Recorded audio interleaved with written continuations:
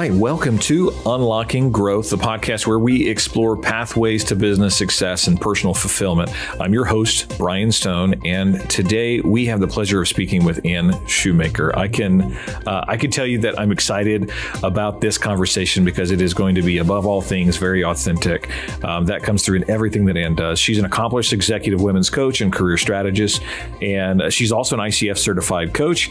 So her journey is really a remarkable tale about overcoming personal and professional challenges, and then that leading her to help others do the same. Specifically, she focuses on executive women that are looking to make sure that they're achieving all of the goals that they have set out for themselves. And I'm really excited to dive right into the conversation. So I won't delay it anymore. Ann, how are you today? I'm doing well. Thanks for having me, Brian. Yeah, absolutely. And look, I know that we're just an hour difference because you're coming in from the East Coast. Is that right? That's right. Yes, North Carolina. Awesome. So when we talk about everything pre-show, I get the benefit of getting to know you before our listeners do. So I like to start with just a story. I mean, can you tell us a little bit about your journey from, starting in all those executive roles, and then shifting into, having your own business and what motivated you, to do that shift? Sure. So the first 10 years of my career, I was in a position to where I had some really great mentors, some really great sponsors, a lot of leadership training and management training and things like that, and had an opportunity to hire some really amazing and inspiring women. As it turns out, I hired some men as well. But I really enjoyed the work that I got to do in managing some of these women who I got to work with.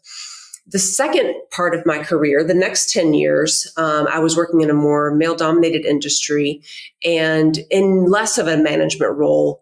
I was at the executive table, but I was more supporting a team of other executives, working, alongside them, but I didn't have as much opportunity to mentor or influence or work alongside some of the women like I had in the first part of my career. So in 2018, I got the idea that I wanted to do something a little different and kind of thought about like, who would I like to support? Who do I want to work with? And what sort of impact do I want to make?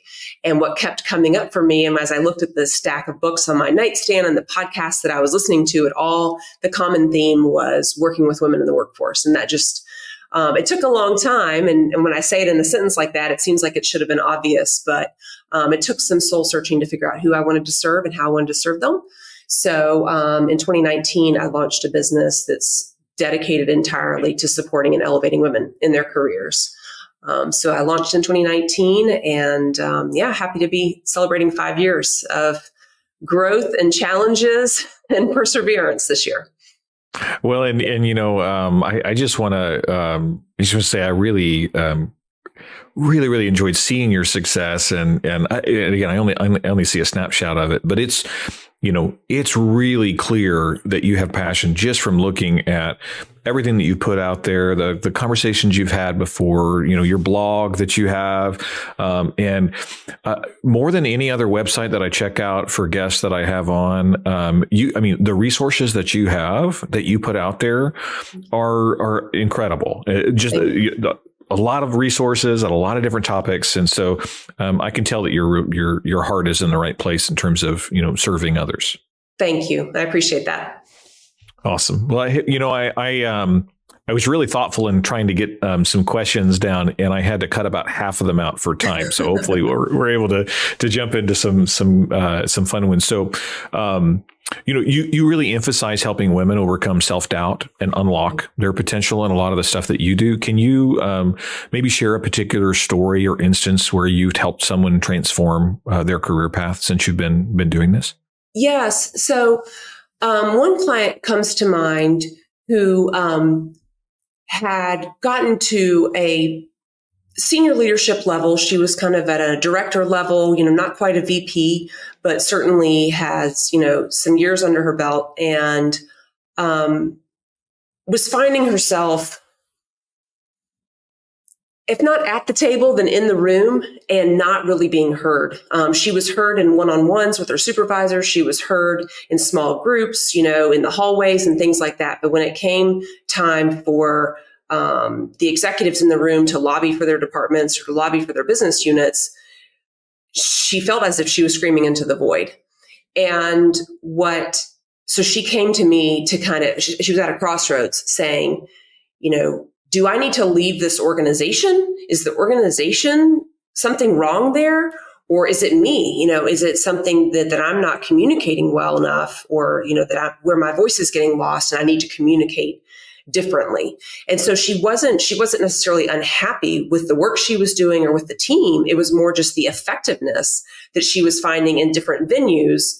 She could be effective in some cases and not effective in others. Or less effective in others. And it was a point of frustration so much that she was considering leaving. So we really worked a lot around messaging. And one of the things that I was so honored to be able to do with her is just to hold space for her to kind of just grouse about this and kind of vent some of her frustration, and to be a sounding board for her to kind of say, this is what I'm hearing you say.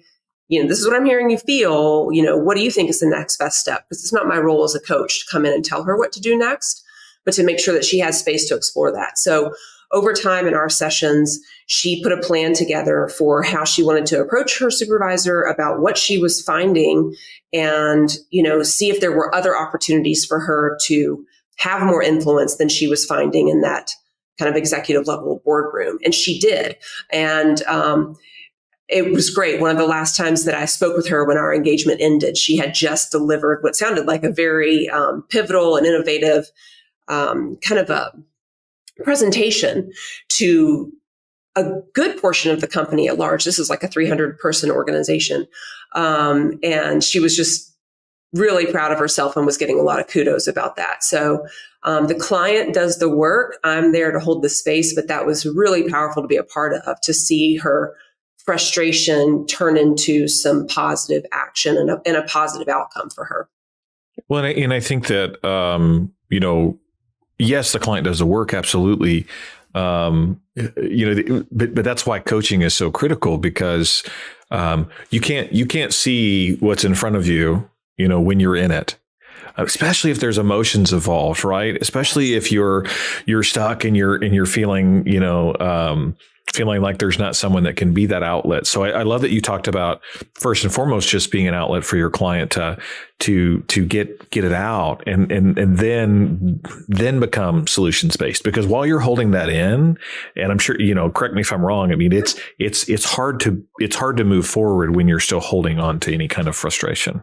Absolutely. One of a colleague, I guess I could say, or somebody that I've learned a lot from, is Eve Rodsky. She wrote the book Fair Play, and she says, when emotion is high, cognition is low. And I'm sure there's others that have said the same thing, but that phrase is so, kind of keep that on my dashboard. If a client comes in and is really revved up about something, I think, emotions and how we feel are some of the biggest tells. And I never want a client to suppress their emotion, because we're going to learn so much from that anger or that frustration, that I want them to go ahead and get it all out, so that then we can kind of, once the emotion has come down, we can look at what all was said and what all has been felt. And I think, find the clues to how we can get out of the situation. Well, I'm sure that's something that you see in a lot of clients, right? Where they have to process first and then be constructive later.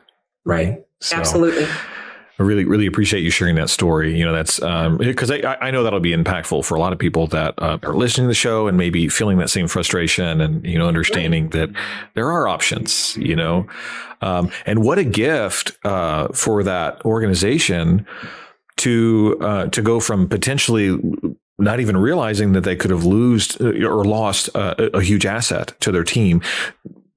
Fast forward to now, they're actually able to properly utilize the skills and talents of that individual within the organization.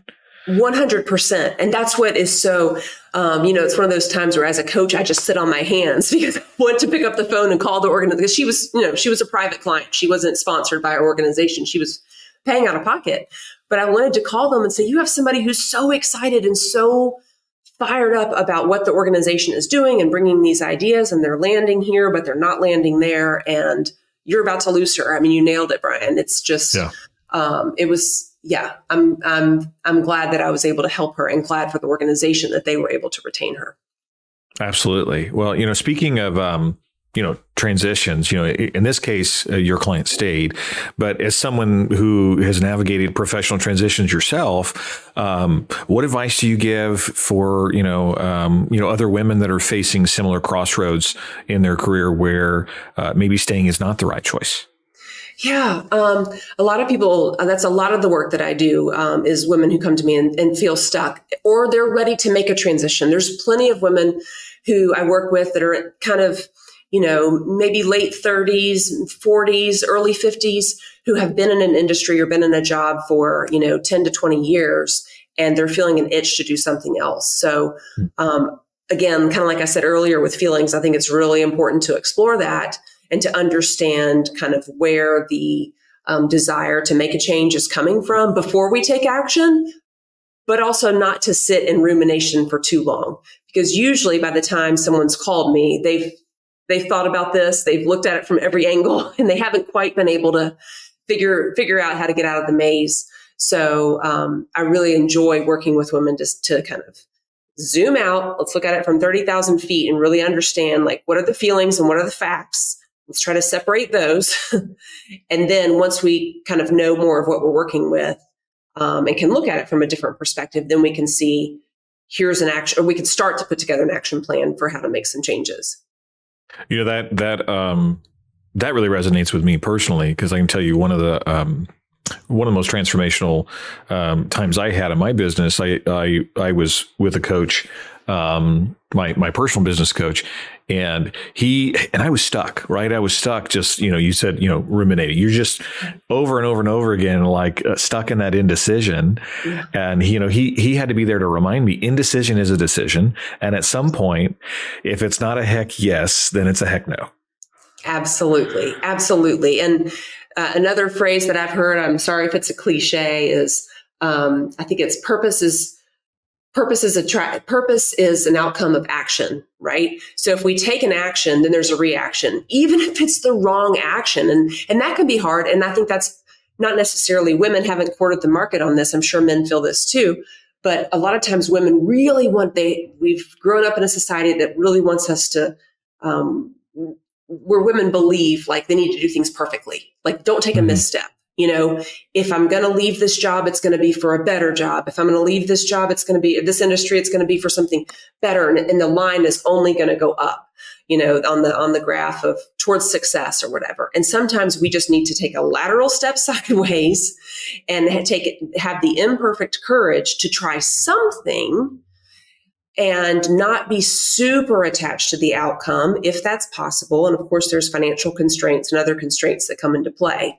But wherever possible, I try to encourage clients who are feeling stuck and scared of taking that next step to say, what's the lowest risk, smallest step that you can take that will give you some feedback?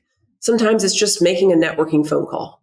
It's not even applying for a job or doing it. It's just like, why don't you call so-and-so and talk to them and come back with 3 ideas from that phone call or whatever. And they've been ruminating. They haven't taken any of these steps. So I try to help get them to an action, even if it's the wrong action. It's not going to be a long-term action, but just to start the information flow. Because when you're ruminating, you're stuck in the same information going round and around and around, and you're not getting any new inputs. It's all just a swirl. So I love that insight, Anne, because, it's all around clarity, right? And I think the intent behind, overthinking things comes from trying to seek clarity. But there, at a certain point, you have to go outside of yourself and take that small but significant step to try and get more clarity on and is what I'm feeling or what I'm thinking accurate? Is that really, what the risk is or not? Right. And that's where I think having a coach in your corner, somebody who you can just confide in and say, your coach can say, okay, you're going to take this step. Just call me when it's over. We can talk about it. And somebody just to link arms with the person who is doing something that's really, really scary and takes a lot of courage for them. It's nice to have someone who's not otherwise attached to the outcome, like a spouse, who they've got a lot on the line. A coach can be an independent person who can just cheer you on in terms of the steps that you're taking to try to get out of a situation or change a situation. Well, I can attest to that. My wife is the most tenacious coach that I have, and I have other coaches, but she's still there, right? Because she can see everything from a different angle, for sure. Right. Yeah, so definitely. Love that. Well, I want to talk a little bit about authenticity, because I know that that's something that is really prevalent in what you're focusing on in your coaching business. So talk a little bit about what authenticity means in the workplace and how you focus on that with your clients. Yeah, I think, people who have studied, gender roles more than I have, but I've done my fair share of studying, would say that, men and women, and I'll focus on the binary for the purpose of this example, but men and women are raised differently, at least by society, if not within their own household. And men and boys are often encouraged to take chances and take risks and applauded for, a failure that can then produce a success. Whereas women are oftentimes encouraged, or girls, to kind of abide by the status quo, please others, and kind of maybe stay in your lane, if you will. And what gets lost in that, many things get lost, but one thing that gets lost oftentimes is women's kind of connection with their intuition or their inner voice, because they become so conditioned that there's a certain good way to do something that they lose sight of. They're unable to hear as clearly that voice inside them that tells them what they want. They're really more focused outwardly. So I know I'm making a lot of broad generalizations, but I think it's pretty fair to say that that's indicative, at least a good portion of women and how they're raised, at least in this country. And so a lot of times when women come to me, they're scared that they don't know what they want. And that's scary to be a grown up and to say, I don't know, I'm 20 years into being a lawyer, but I don't even know if I like doing this. I don't even know if I want to do this. And now I've got bills and I've got kids. And it's scary to think that they've lost track of why they started this in the first place. Or they have started to listen and they have started to hear what it is that they really want to do, whether that's a different job or industry or work with different people or whatever. And that scares them because they're not as accustomed to listening to and abiding by that voice. They have been very well trained to listen to others' voices. So where authenticity comes into my work is to affirm that voice for women, whatever it is telling them, as long as it's not hurting themselves or others, to affirm that voice and what they're hearing and hold space for them to explore that, whatever that intuition is or whatever sort of authentic voice that they're hearing, so they can explore it and bring their personal and professional lives into alignment to where they're not going to work every day and putting their true selves up on the shelf and going and doing a job and then, reattaching themselves to their wants and desires on the way home, but where they feel like there's true alignment there. So I try to help them make sure that they are listening to what they really want, not just what would suit others around them. Well, and I know that I have a different perspective, but I refer to as masking, right? I mean, I definitely have a mask that I wear in public, or I have a mask that I wear with sometimes even certain groups of friends or family or things like that. And, I'm so conditioned to putting that mask on in the morning that that has to be a really difficult process to start learning how to strip that down. Absolutely. It takes a lot of courage.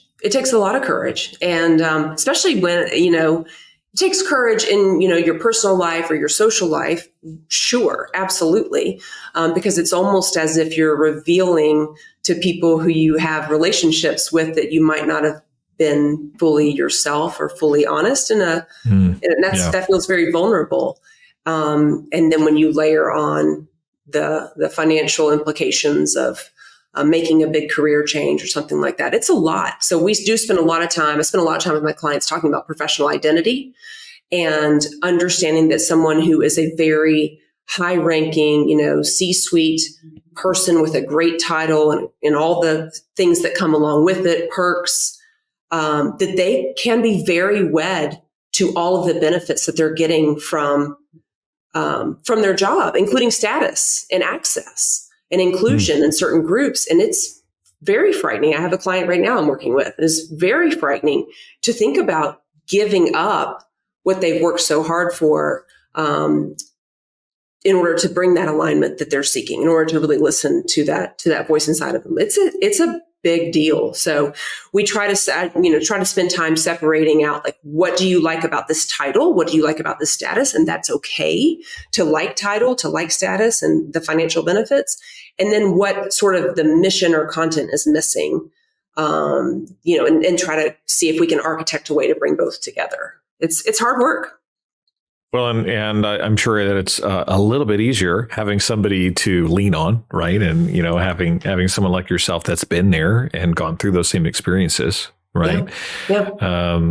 Look, I know that we could talk all day long. We're having a really, really, really good conversation. And again, I cut half my questions and now I still don't have all the ones that I have there. But, I would love to just open forum, give you an opportunity to kind of share what you believe is most impactful to our listeners. Tell us something that people that are listening could put into place in their personal life or in their career right now that might be that initial first step to get them towards where they want to be. Yeah. So there is a question that's in Tiffany Dufu's book the book's called Drop the Ball. And this is a question that it seems really simple, but I think people would be well advised to sit with it for a minute and make sure you're really in alignment when you answer it. And that is, like, what matters most to me? And you could say, what matters most to me in my professional life? What matters most to me in my personal life? I would encourage just asking it full stop. What matters most to me for me, my integrated self? And making sure that people have clarity on that, because sometimes we can get a little drunk off of what we think is important to everybody else, what might be most important to society, and what might be most important to, where our kids go to school, or, whatever other little notches that we're paying attention to, and making sure that people are really very clear on what matters most to them.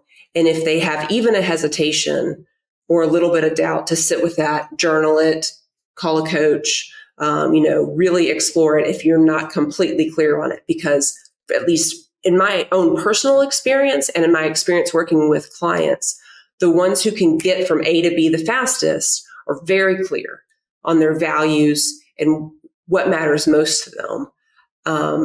And it's okay if you can't answer that. It's totally fine. I think all of us have been there.